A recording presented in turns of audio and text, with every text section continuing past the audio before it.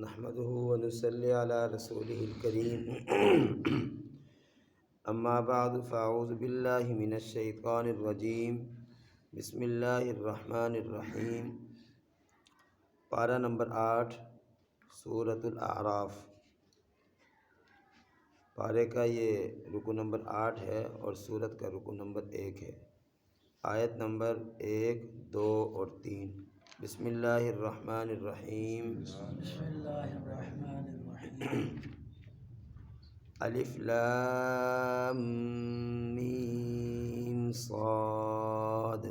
الف لام میم صاد۔ کتاب انزل الیک کتاب انزل الیک فلا یکن فی صدرک فلا یکن فی صدرک حرج منہ حرج منہ لتنذر به لتنذر به وذکریٰ للمؤمنین وذکریٰ للمؤمنین۔ اتبعوا اتبعوا ما انزل الیکم ما انزل الیکم من ربکم من ربکم ولا تتبعوا ولا تتبعوا من دونہ من دونه اولیاء اولیاء قلیلا قلیلا ما تذکرون۔ ما تذکرون۔ صدق اللہ العظیم۔ اللہ العظیم۔ اللہ تعالیٰ ارشاد فرماتے ہیں الف لام میم صاد، یہ حروف مقطعات میں سے ہیں۔ حروف مقطعات ان حروف کو کہتے ہیں جن کے معنی، جن کا ترجمہ اللہ کے علاوہ کسی کو نہ پتہ ہو۔ بعض صورتوں کے شروع میں آتا ہے نا، جس طرح ہم نے پہلی صورت پڑھی تھی سورۃ البقرہ الف لام میم۔ بعض صورتوں کے شروع میں طٰہٰ، کاف ہا یا عین صاد، اس طرح کے جو حروف ہیں ہا میم وغیرہ، ان کو نا حروف مقطعات کہتے ہیں۔ یہ حروف نا بڑے بابرکت ہیں۔ اپنے مریضوں پر یا کوئی مشکل پیش آ جائے، اس طرح کے حروف کو پڑھ کر دعا کی جائے، اللہ تعالیٰ ان حروف اور ان کلمات کی برکت سے آسانی فرما دیتے ہیں۔ تو بہت بابرکت ہیں، لیکن ان کے معنی کے حوالے سے یہی بات ہے کہ ان کا معنی اللہ کے علاوہ کسی کو نہیں معلوم۔ اس لیے جب ہم یہ پڑھتے ہیں تو ترجمہ کرتے ہیں اللہ عالم بمرادہ آمنا وصدقنا۔ ہم اس کی مراد کو اللہ تعالیٰ زیادہ بہتر جانتے ہیں، ہم اس پر ایمان لے کر آتے ہیں، ہم اس کی تصدیق کرتے ہیں۔ کتاب انزل الیک، اللہ فرماتے ہیں کہ یہ کتاب ہے نازل کی گئی ہے آپ کی طرف۔ نبی علیہ الصلوۃ والسلام کو فرما رہے ہیں فلا یکن فی صدرک حرج، فرمایا کہ پس آپ اپنے دل میں تنگی محسوس نہ کریں، منہ ان کی وجہ سے، لتنذر بہ اور ڈرائیں اس کتاب سے، اس کتاب کے ذریعے لوگوں کو ڈرائیں، وذکریٰ للمؤمنین اور یہ کتاب ایمان والوں کے لیے نصیحت ہے۔ فرمایا کہ اتبعوا ما انزل الیکم، عام لوگوں کو اور عام مسلمانوں کو حکم ہے کہ اتباع کرو، پیروی کرو، ما انزل الیکم من ربکم، جو کہ نازل کیا گیا ہے تمہاری طرف تمہارے رب کی طرف سے، ولا تتبعوا من دونہ اولیاء اور نہ اتباع کرو، نہ پیروی کرو، من دونہ اللہ کو چھوڑ کر، اولیاء دوستوں کی، لوگوں کی، اللہ کو چھوڑ کر اللہ کے غیر کی اتباع نہ کرو۔ فرمایا کہ قلیلا ما تذکرون، تھوڑے سے لوگ ہیں جو نصیحت حاصل کرتے ہیں، تھوڑے سے لوگ ہیں جو نصیحت حاصل کرتے ہیں۔ بہت ساری جگہ پر نا اللہ پاک نے اس طرح کا انداز اختیار فرمایا، قلیلا ما تؤمنون، تھوڑے سے لوگ ہیں جو ایمان لے کر آتے ہیں، قلیلا ما تشکرون، تھوڑے سے لوگ جو شکر کرتے ہیں، اور حقیقت بھی یہی ہے۔ اللہ کا قرآن ہے تو ہم سب کے لیے، لیکن اس قرآن کو سمجھ کر عمل کرنے والے کتنے سے ہیں؟ تھوڑے سے ہیں، ٹھیک ہے۔ اللہ تعالیٰ کی نعمتیں تو ہم سارے ہی استعمال کرتے ہیں، لیکن اس نعمت کو استعمال کر کر شکر کرنے والے کتنے ہیں؟ تھوڑے سے ہیں۔ تو ناشکری کرنے والے بہت زیادہ ہیں، اس قرآن سے نصیحت حاصل نہ کرنے والے بہت زیادہ ہیں۔ اسی طریقے سے اللہ تعالیٰ پر ایمان لانے والے تھوڑے سے ہیں اور اللہ تعالیٰ کا انکار کرنے والے بہت زیادہ ہیں۔ بہرحال اللہ تعالیٰ ہمیں ایمان والوں میں، شکر کرنے والوں میں، نصیحت حاصل کرنے والوں میں شمار فرمائے۔ یہ سورۃ الاعراف ہے۔ قرآن پاک کی جو ترتیب ہے، ترتیب جمعی کہتے ہیں اس کو، اس کے اعتبار سے یہ 7ویں نمبر پر ہے۔ اور دوسری ترتیب ہے جس کو ترتیب نزولی کہتے ہیں۔ آپ دیکھیں یہ نا سورت شروع ہو رہی ہے بسم اللہ سے پہلے، یہاں لکھا ہوا ہے سورۃ الاعراف مکیہ، تو مکیہ کے ایک طرف نا سیدھی طرف لکھا ہوا ہے 7 اور اس کے الٹی طرف لکھا ہوا ہے 39۔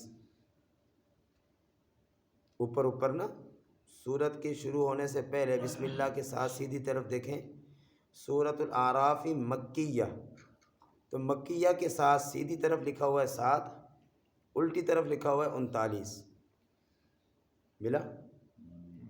ہاں جی، یہ جو ہے نا 7، یہ ترتیب جمعی ہے۔ پہلے نمبر پر سورۃ الفاتحہ، پھر سورۃ البقرہ، پھر سورۃ آل عمران، پھر سورۃ المائدہ، پھر سورۃ النساء، ہاں جی، اور پھر اس سے پہلے سورۃ الانعام۔ تو یہ 7ویں صورت ہے ترتیب جمعی کے اعتبار سے، یعنی قرآن پاک کی جو ترتیب جمع والی ہے نا، اس ترتیب پر یہ 7ویں نمبر پر ہے۔ اور ایک ترتیب نزولی ہے، یعنی اللہ پاک نے قرآن پاک کو جس ترتیب سے نازل فرمایا تھا، اس نازل ہونے والی ترتیب میں یہ 39ویں نمبر پر ہے۔ آگے لکھا ہوا ہے بسم اللہ کے الٹی طرف آیاتہا، اس کے نیچے لکھا ہوا ہے 206 اور رکوعہا 24۔ اس سورت کی جو آیتیں ہیں وہ 206 ہیں اور اس سورت کے جو رکوع ہیں وہ 24 ہیں۔ تو ترتیب جمعی کے اعتبار سے یہ 7ویں نمبر پر، ترتیب نزولی کے اعتبار سے 39ویں نمبر پر، اور آیات مبارکہ اس سورت کی 206 ہیں اور رکوع اس سورت کے 24 ہیں۔ اور اس سورت میں کل کلمات 3625 ہیں، 3625، اور اس صورت میں کل حروف 14310 ہیں۔ یہ اللہ تعالیٰ جزائے خیر عطا فرمائے، ہم بیٹھے نا گننے کے لیے بڑا وقت لگے اور شاید صحیح طرح گن بھی نہ سکیں۔ یہ حضرات علماء اکرام، حضرات قراء وہ محنت فرماتے ہیں اور ایک ایک چیز انہوں نے قرآن پاک کی وضاحت کے ساتھ کھول کر ہمارے سامنے رکھ دی ہے۔ ہاں جی، تو کلمات 3625 اور حروف 14310۔ اس سورت کا نام اعراف ہے۔ اعراف عام طور پر ہم جانتے ہیں میدان اعراف۔ کل قیامت والے دن ایک جگہ ہوگی، یہ جو چھوٹے بچے ہوتے ہیں نا، معصوم بچے، نابالغ بچے فوت ہو جاتے ہیں، تو جنت اور جہنم کے درمیان ایک جگہ ہے، اس کو میدان اعراف کہتے ہیں۔ یہ بچے وہاں رہتے ہیں، اور بعض روایات سے ثابت ہے کہ حضرت ابراہیم علیہ السلام ان بچوں کے ساتھ رہتے ہیں۔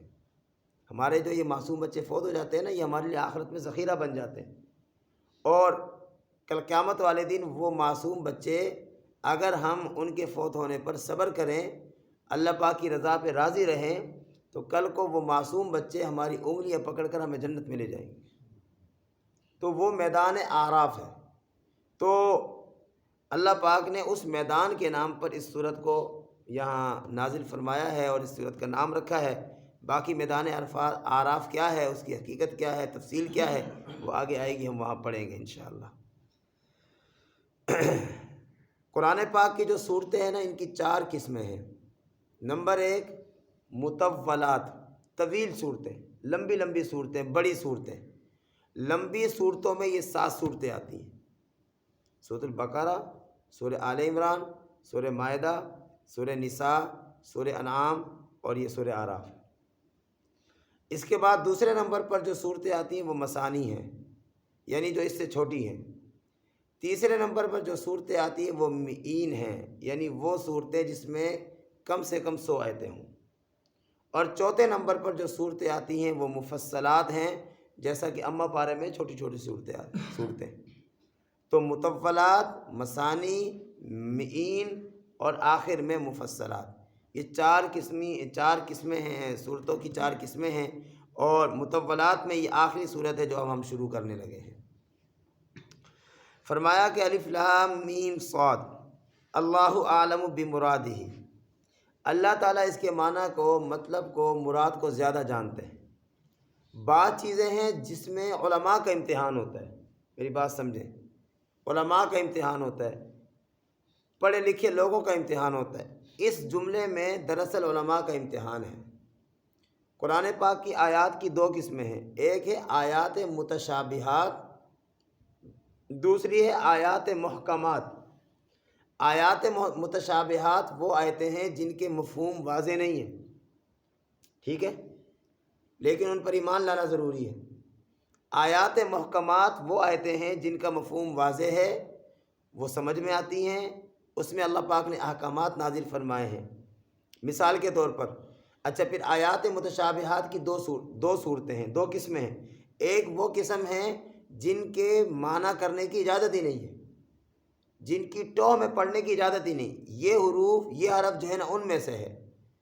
اور آیات متشابہات کی دوسری قسم وہ ہے کہ اس کا ترجمہ تو ہم کرتے ہیں لیکن اس کی مراد اور اس کا مفہوم ہم اللہ کے حوالے کر دیتے ہیں۔ مثال کے طور پر قرآن پاک میں آتا ہے استویٰ علی العرش، کہ اللہ تعالیٰ نے آسمان و زمین کو بنایا، بنانے کے بعد وہ عرش پر مستوی ہو گیا، عرش کی طرف متوجہ ہو گیا۔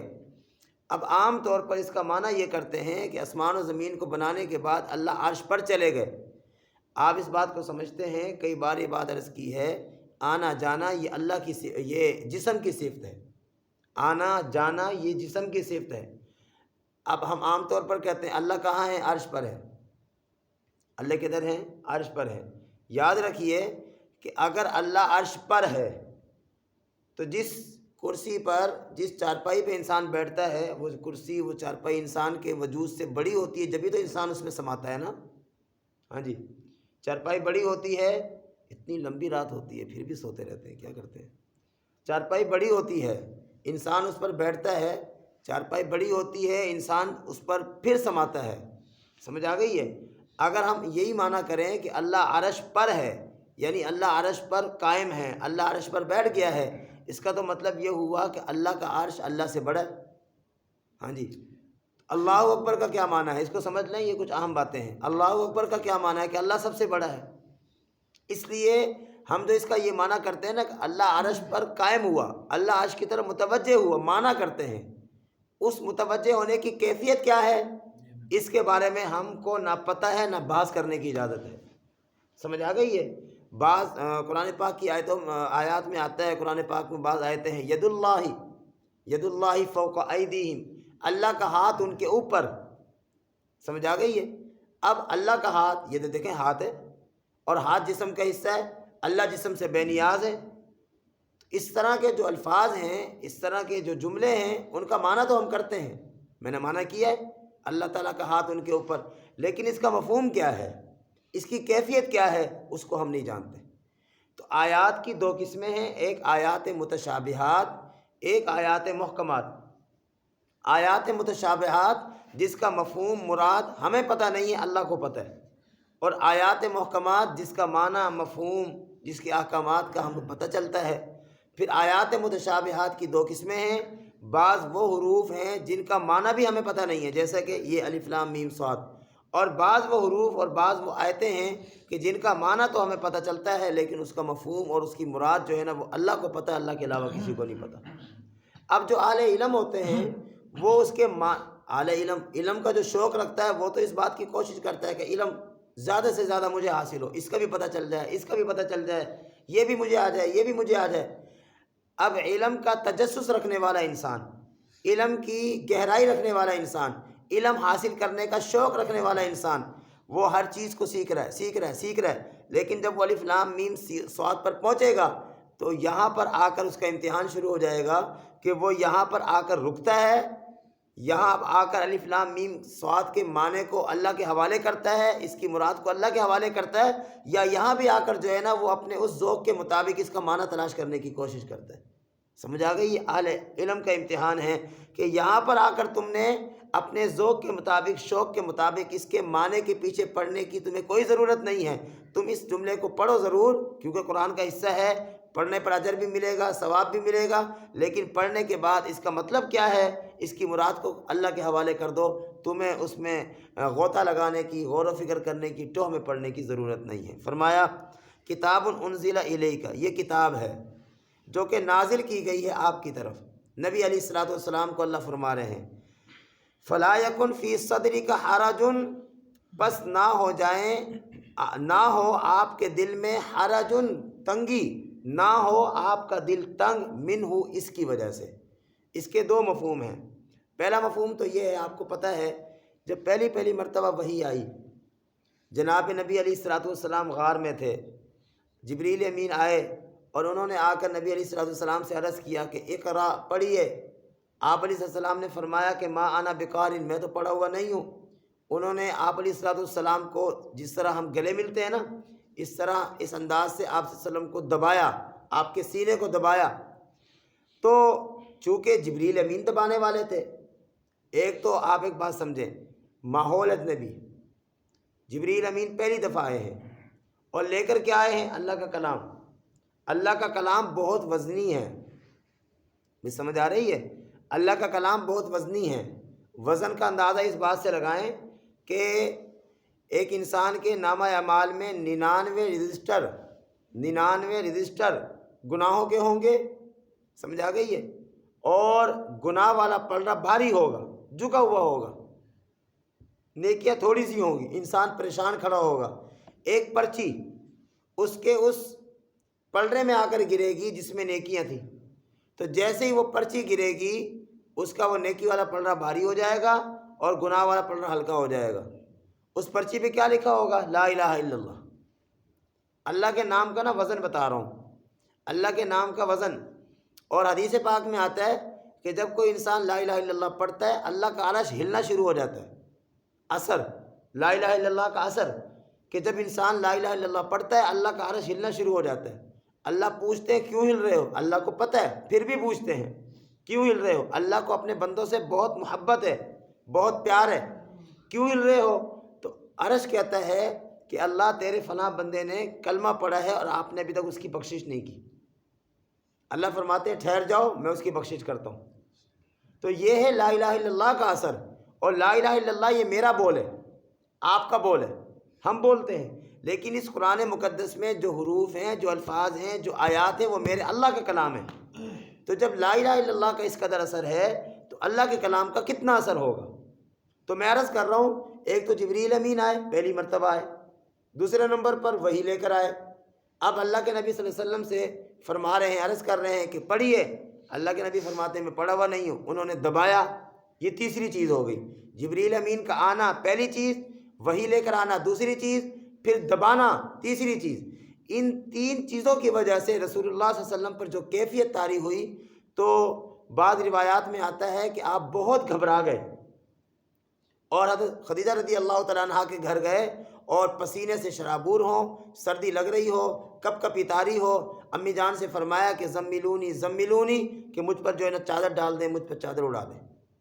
تو وحی کا ایک اثر ہوا کرتا تھا، وحی کا ایک خوف ہوا کرتا تھا، اللہ کے کلام کا ایک دبدبہ ہوا کرتا تھا۔ تو اللہ پہلا مفہوم یہ ہے کہ اللہ فرما رہے ہیں کہ یہ کتاب ہم نے نازل کی ہے، یہ قرآن ہم نے نازل کیا ہے، آپ اس قرآن پاک کی وجہ سے اپنے سینے میں تنگی محسوس نہ کریں۔ ایک مفہوم یہ ہے۔ اور دوسرا مفہوم یہ ہے کہ نبی علیہ الصلوۃ والسلام کو جب حکم ہوا کہ آپ لوگوں تک یہ دین کا پیغام پہنچائیں، تو آپ اپنے خاندان والوں کے پاس گئے، انہوں نے قبول کیا؟ نہیں۔ انہوں نے مانا؟ نہیں۔ انہوں نے تو مذاق اڑایا۔ اب رسول اکرم صلی اللہ علیہ وسلم ایک عزت دار انسان، آپ سے بڑھ کر کس کی عزت ہو سکتی ہے؟ خاندان والے لوگ جو آپ کے ساتھ بڑا پیار محبت والا معاملہ کیا کرتے تھے، ہاں جی، آپ کی ہر بات کو بڑی خوشی سے مانا کرتے تھے، لیکن اچانک کیا ہوا؟ اچانک 40 سال تک جس محمد صلی اللہ علیہ وسلم کو اپنے سروں پر بٹھایا انہوں نے، اچانک کیا ہوا کہ رسول اللہ صلی اللہ علیہ وسلم نے جب فرمایا کہ قولوا لا الہ الا اللہ تفلحون، تم کلمہ پڑھو کامیاب ہو جاؤ گے، اچانک ان کے تیور بدلے، اچانک ان کے رویے بدلے، ہاں جی، وہ دوستیاں دشمنی میں تبدیل ہو گئی، وہ محبتیں نفرتوں میں تبدیل ہو گئی۔ وہ لوگ جو صادق اور امین کہتے کہتے نہیں تھکتے تھے، آج نعوذ باللہ نبی علیہ السلام کو جادوگر، دیوانہ، مجنون، پاگل، پتہ نہیں کیا کچھ کہنے لگے۔ اب جب اچانک یہ کیفیت شروع ہوئی اور یہ صورتحال تبدیل ہوئی، رسول اللہ صلی اللہ علیہ وسلم ان کو جہنم سے بچا کر جنت کی دعوت دے رہے ہیں، ان کو ناکامی سے بچا کر کامیابی کی طرف بلا رہے ہیں، اور آگے سے وہ مخالفت کر رہے ہیں۔ تو اس کی وجہ سے نبی علیہ الصلوۃ والسلام دلی طور پر تنگ ہوتے تھے، پریشان ہوتے تھے، اور بعض روایات میں آتا ہے رات کو جب کھڑے ہوتے تو یوں سینے سے آواز نکلا کرتی تھی، اپنا دل کی تنگی کی وجہ سے، رونے کی وجہ سے، اللہ کے سامنے گڑ گڑانے کی وجہ سے، جس طرح پتیلے میں پانی ڈال کر چولہے پہ رکھ دیا جائے، جب وہ ابلنا شروع ہوتا ہے تو اس کے ابلنے کی آواز ہوتی ہے، اس طرح کی آواز آیا کرتی تھی۔ تو اللہ پاک فرما رہے ہیں یہ کتاب ہم نے نازل کی ہے، اور یہ کتاب آپ کی طرف نازل ہوئی ہے، نازل ہم نے کی ہے، ہوئی آپ کی طرف سے، لیکن فلا یکن فی صدرک حرج، اس کتاب کی وجہ سے جو آپ لوگوں کو دعوت دیتے ہیں اور لوگ اس دعوت کو قبول نہیں کرتے، آپ پر طرح طرح کی باتیں کرتے ہیں، آپ پر طعن و تشنیع کرتے ہیں، او بھائی میری کیا اوقات ہے، ہمارا کیا مقام ہے، کچھ بھی نہیں ہے۔ ہم اگر کبھی کسی کو دین کی دعوت دینے کے لیے چلے جائیں، اگلے دو باتیں کر دیں تو انسان کا دل مرجھا جاتا ہے، انسان کا دل ایک دم بیٹھ جاتا ہے، اور دل میں یہ باتیں آنا شروع ہو جاتی ہیں کہ یار ہم ان سے کچھ لینے کے لیے تھوڑی آئے تھے، ہم تو ان کو دین کی باتیں بتانے کے لیے آئے تھے۔ تو جب میری کوئی اوقات نہیں ہے، میری کچھ حیثیت نہیں ہے، تو میں اگر مجھے کوئی جواب دے دے تو دل اس طرح بیٹھ جاتا ہے، دل میں عجیب سی ایک کیفیت طاری ہو جاتی ہے۔ وہ تو امام الانبیاء ہے، ہاں جی، وہ تو اتنے عظیم انسان ہیں، ان کے لیے تو اللہ پاک نے اس کائنات کو بنایا تھا۔ تو جب ان کے ساتھ، اور اپنے، غیر نہیں، بیگانے نہیں، اپنے، دیکھو طائف میں کیا ہوا، کیا ہوا، طائف والوں نے کیا نہیں کیا رسول اکرم صلی اللہ علیہ وسلم کے ساتھ، مکہ والوں نے کیا نہیں کیا۔ آپ صلی اللہ علیہ وسلم بیت اللہ شریف کے اندر خانہ کعبہ کے سامنے سجدہ فرما رہے ہیں، ہاں جی، امیہ بن خلف، عتبہ، شیبہ، ابو جہل، اس طرح کے لوگ وہاں بیٹھے ہوئے ہیں۔